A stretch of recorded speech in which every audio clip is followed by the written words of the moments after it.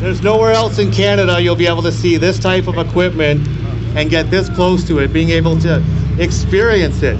And actually, for those down at the far end there, when the T-34 went around, people are going to ask you, what's that smell later on this afternoon? And you can tell them that now you smell a Russian tank. Okay?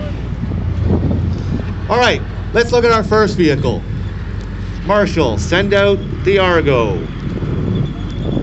The first vehicle definitely is not a tank. It's a very unique vehicle, specifically made for winter conditions.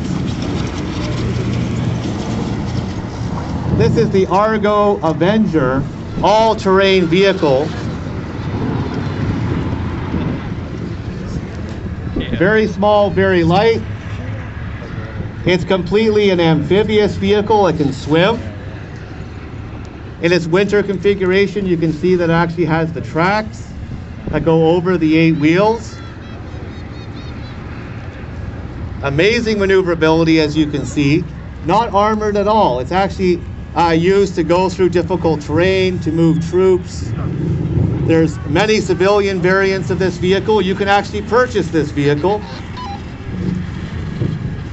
on the open market. They're still making lots of them. And look at the climbing capability of that Argo.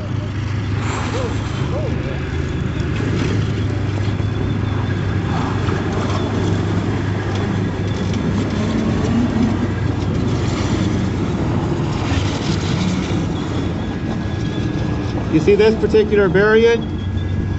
It actually has room for troops in the back. Canada purchased a number of these for the Canadian Arctic. You can take off those tracks, and then it's an 8-wheel vehicle for different terrain, summer terrain. A number of countries are using these. And actually China has copied the Argo, and they have their own version of it that they're equipping their military. In my research, I actually just found out that none of it actually purchased a ton of these in 2009, and they're using them for northern security and first responding up in the Canadian Arctic.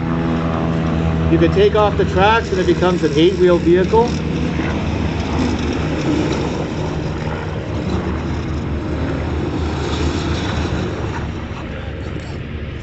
All right, let's hear it for Al Duffy and the Argo here.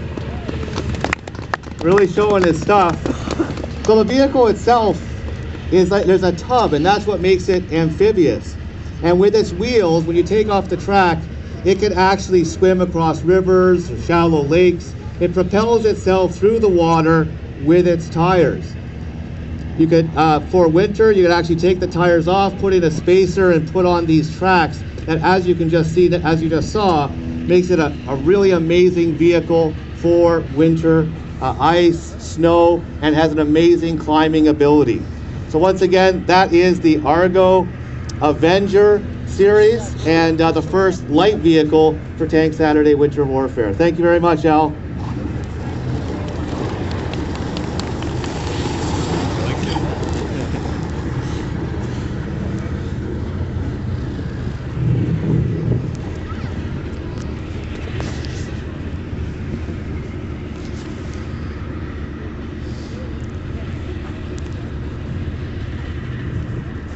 It's super, super fast.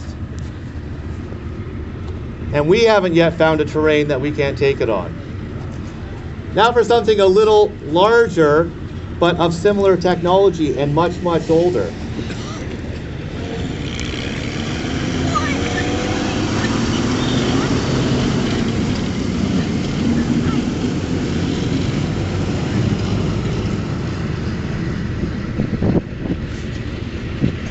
This strange looking vehicle is called the BV-202. It is also an all-terrain vehicle.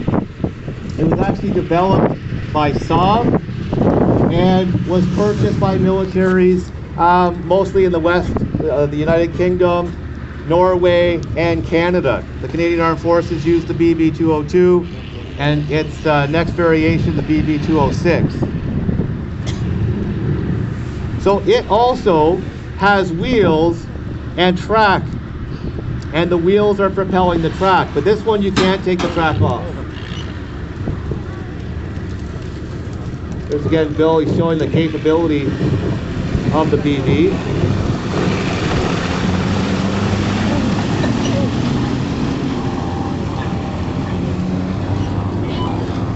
Now this vehicle that you see here was fully restored by volunteers here at the museum. And this vehicle actually is a veteran of the Falkland Wars conflict. This BV-202, we actually have photos of it at Mount Tumbledown in the war between the UK and Argentina. And it was used there to get across the swamps and the wetlands in the Falkland Islands. But Canada and the UK used these during the Cold War when they were responsible for defense in Norway. So you can imagine the conditions of Norway, very similar to northern Canada, and the type of capability you'd need in a vehicle to move across that terrain.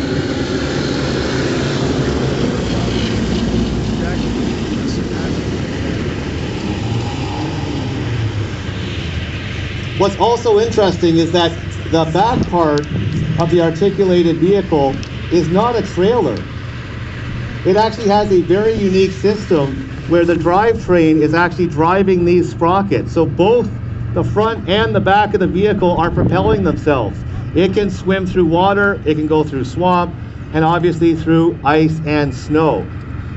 In the front you have a driver, and then you have a crew commander, and also, believe it or not, you have a gunner. There's a hatch that pops up there, and they can mount a machine gun on the front of the vehicle. The back is used for, once again, for carrying troops. This particular one was used as a command center. So you would have radios in there and the officers would be in the back.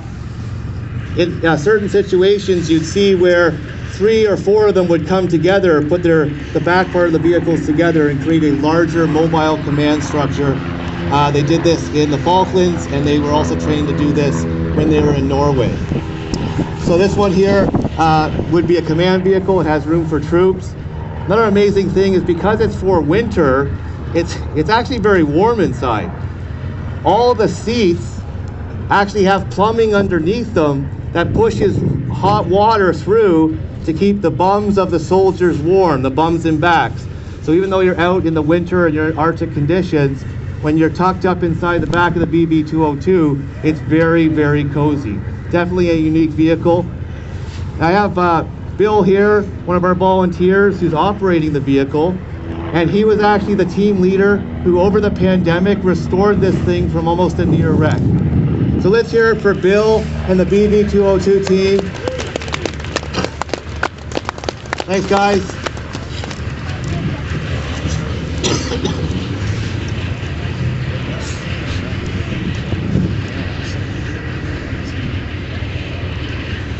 Now the BV-202 is not armored. Once again, it's a very light military vehicle used mostly to get soldiers through difficult terrain. And surprisingly fast.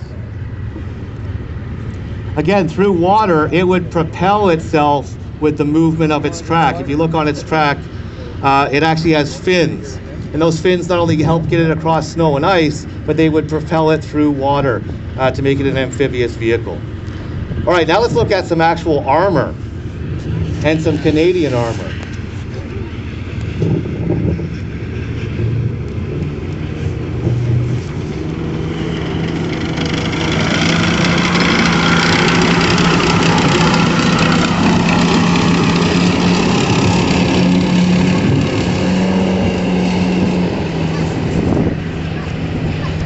This is a Canadian M113 Lynx command and reconnaissance vehicle. The Canadian Armed Forces acquired them in the 1960s.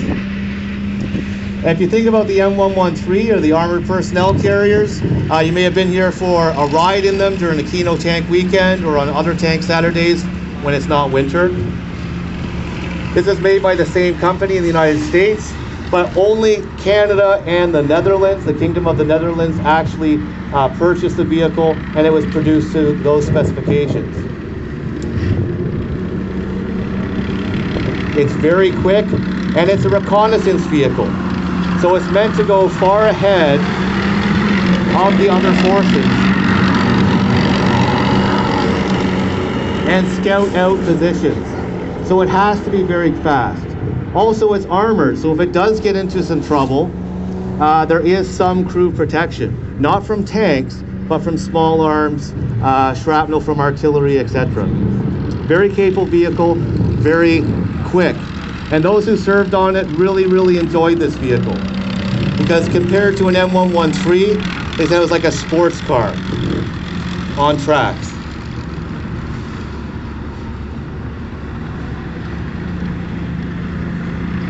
So come around here, we'll have a closer look at the M113 Lynx.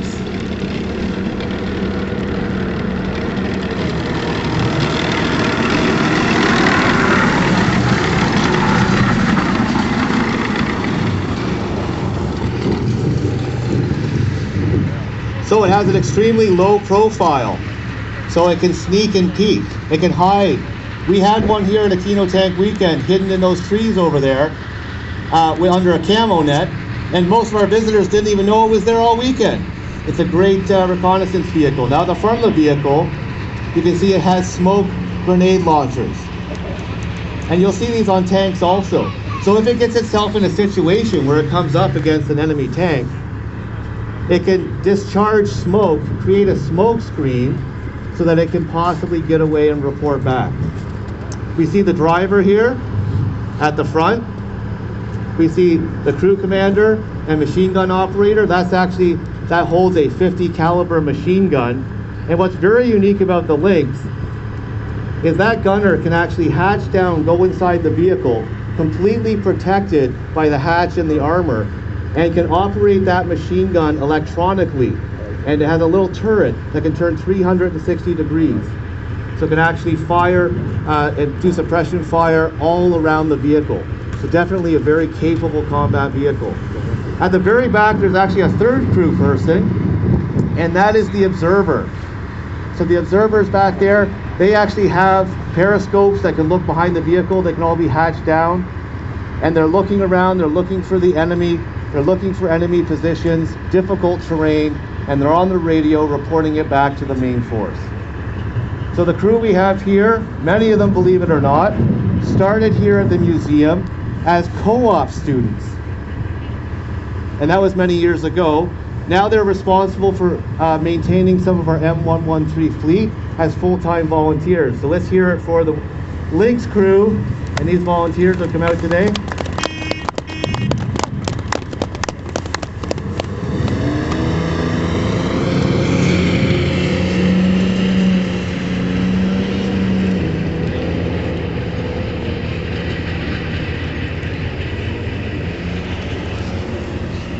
So again, that is the M113.5 Lynx command and reconnaissance vehicle.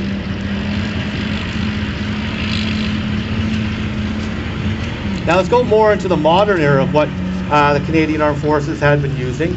This next vehicle, you might have recognized it if you were following the conflict in Afghanistan.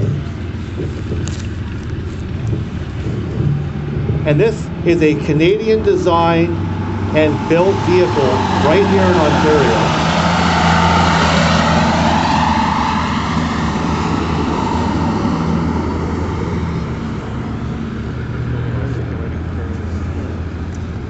It is the iconic Canadian LAV-3, or Light Armored Vehicle Mark III. It's 8-wheeled, designed by General Dynamics, and built in London, Ontario. These are supplied to the Canadian Armed Forces and some of our allies. This is the vehicle that is the basis of the U.S. Stryker. So our U.S. allies have been using a very similar vehicle that was built here in Canada. And many interesting adaptations for the Canadian Armed Forces, including winter warfare and cold combat situations. The operators are taking it easy because of the ice and snow, but it is exceptionally fast and exceptionally capable. Great off-road capability.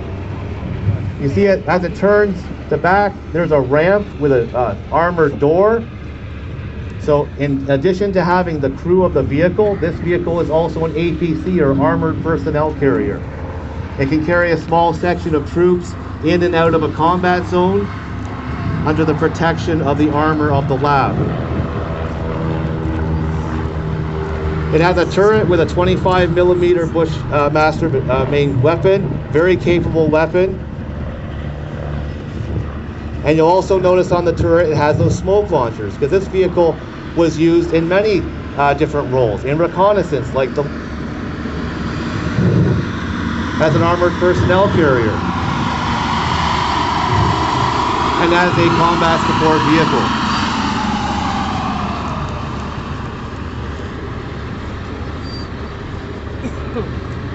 So you can see it has the smoke launchers.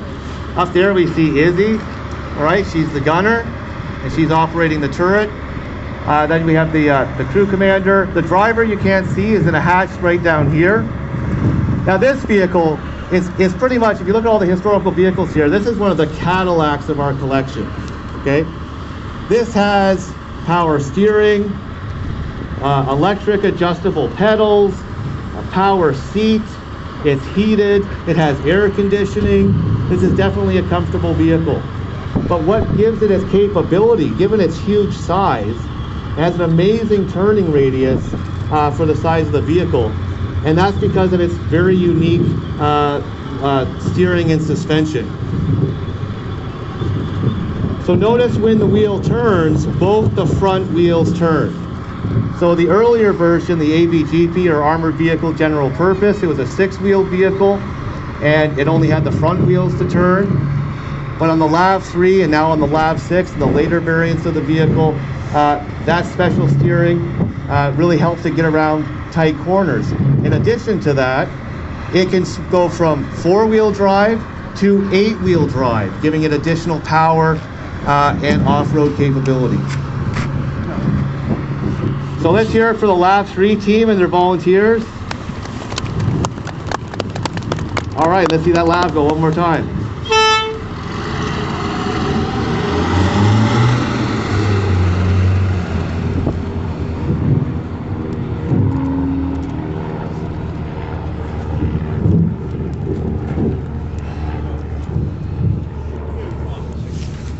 A very capable Canadian design vehicle, and once again exported around the world to many of our allies. Canada is now using the LAV 6, but the LAV 3 is still in service around the world.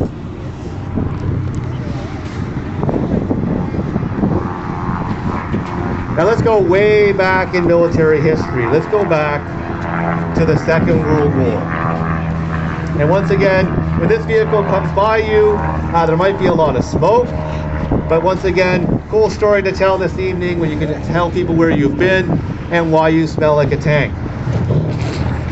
Because this is an exceptionally old vehicle. This particular vehicle was built in 1945 at the end of the Second World War. It was built in the Soviet Union. At that time, the Soviet Union were allies in the West against Nazi Germany, and later against Imperial Japan.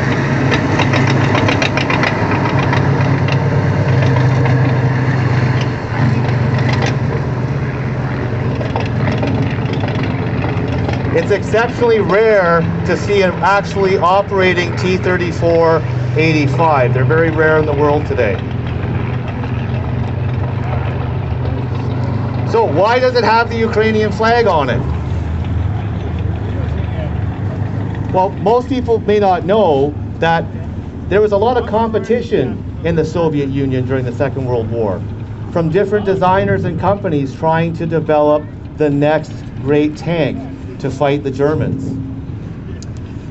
And it was actually a designer at that time from the Ukraine who developed the first T-34. And the competition was so great that what he decided to do is when he built the first tank, he drove it from the Ukraine all the way to Moscow himself, just to prove to Stalin that the vehicle was reliable. It then became the backbone of the armored force of the Soviet Union well into the 1950s, way after the Second World War.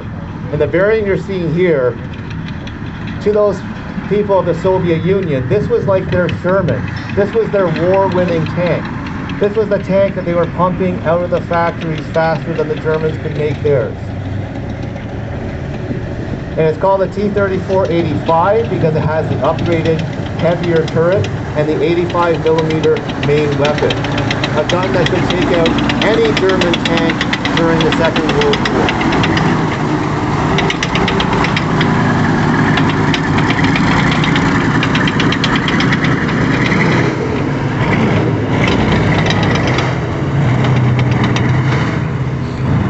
And these vehicles, they're very simple, but they're very effective. Also, the writing on it, for those, I don't imagine that we have very many Russians in the crowd today. The writing on the side, the name of the tank is Fighting Girlfriend. That's the English translation. But it actually has a historical story behind that. There was a young lady in the Soviet Union, and her husband was killed in the early years of the war, 1941-42, in the Blitzkrieg. And she was an upper middle class lady. She decided to sell all of her property, sell all of her belongings, and give her money to the government to buy a tank. And then she became a tank driver, and she drove that tank into battle. In the Soviet Union, the Second World War, it wasn't much like the West. Men and women could serve. There were female fighter pilots. There were female tank drivers. And she was eventually killed in action during the Second World War. And in honor of her and her memory and her story, many tanks that had a female tank crew person would name their tank Fighting Girlfriend. It's a bad English translation, but that's what the name of the tank is.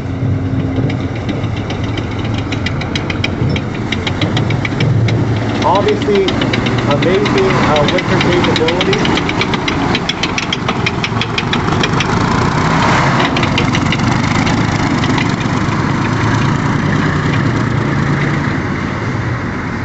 And part of the trick is the simplicity of its track and also how wide the track is.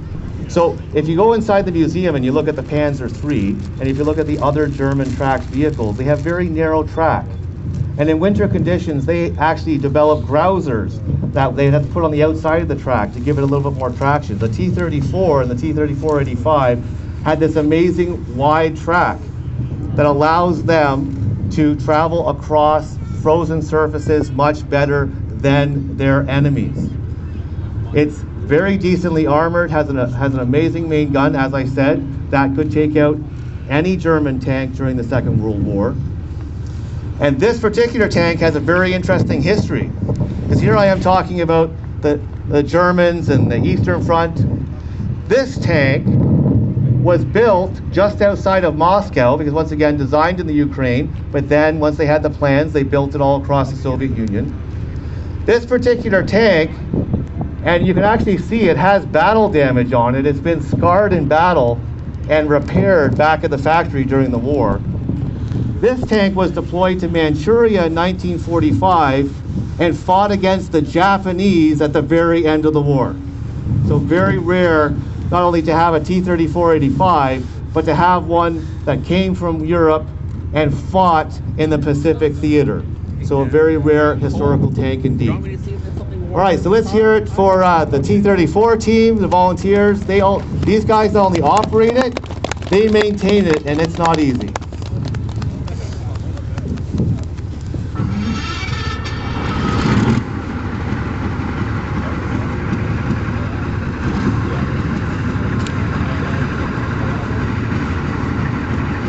And you can see the writing there, the name of the tank once again, Fighting Girlfriend, the T-34.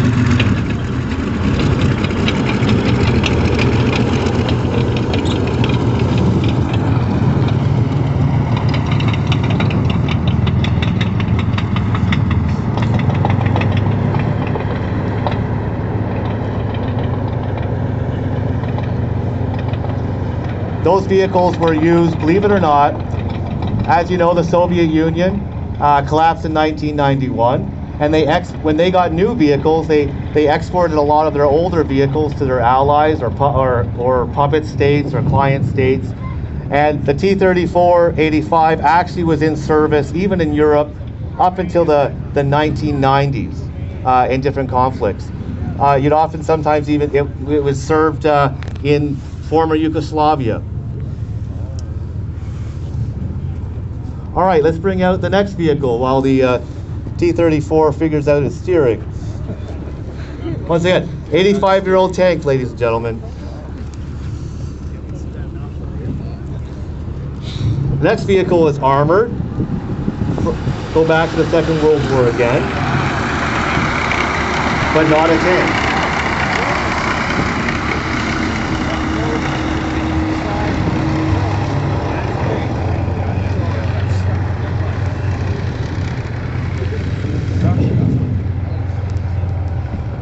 What's unique about this vehicle is look at the front of it. It actually has tires, but at the back it has tracks.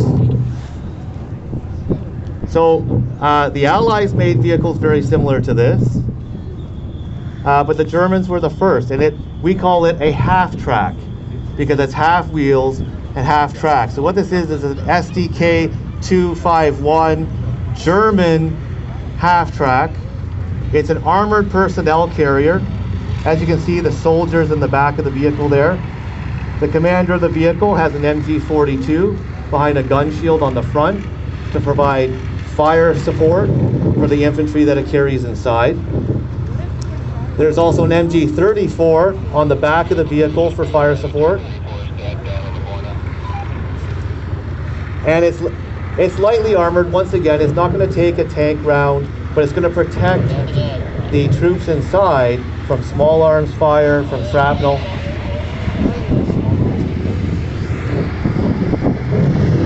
This is one of two we have.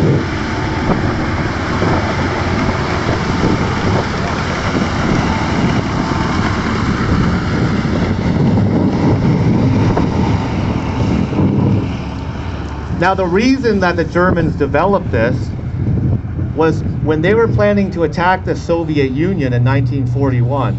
In Eastern Europe, there wasn't a lot of paved roads. The vast majority of roads in Eastern Europe, and even to today, there's a very larger percentage of dirt roads and mud roads in Eastern Europe and in Russia than there are in Western Europe. And regular trucks would get stuck.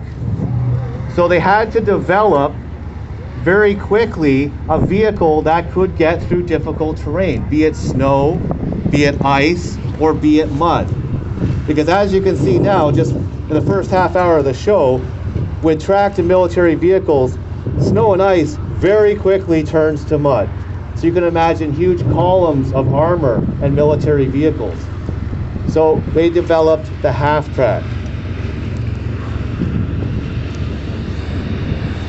Now the driver doesn't have a very good situational awareness, so I'm going to make sure he sees me. I'll get him to deploy over here in the snow.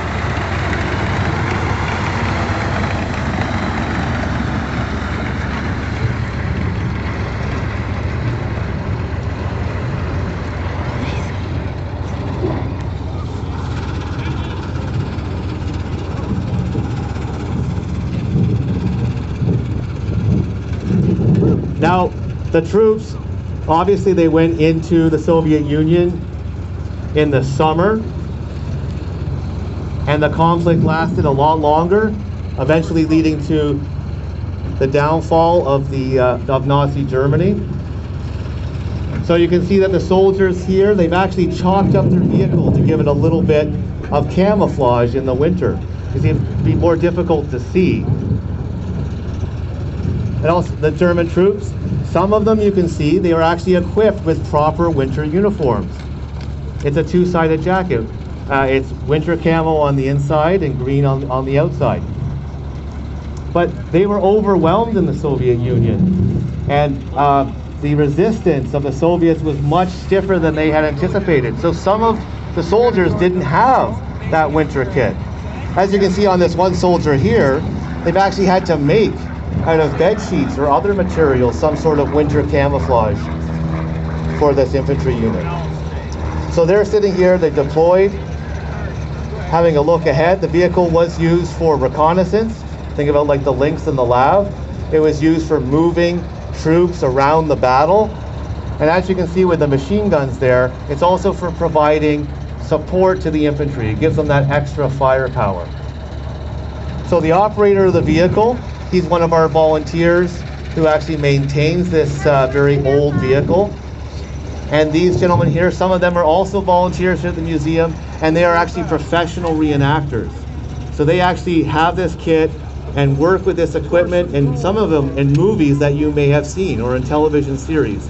So they're real weapons. Obviously they don't have any ammunition, but this is the sort of thing that you might see here in our summer tank Saturdays or our Quino tank weekend when we actually do mock battles and reenactments here in this field. All right, infantry, mount up. Let's hear it for the reenactors and our volunteers.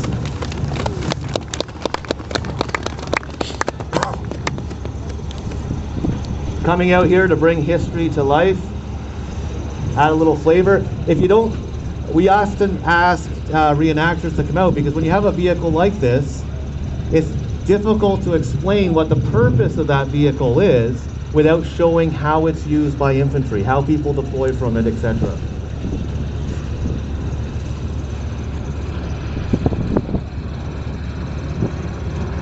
And in the summer,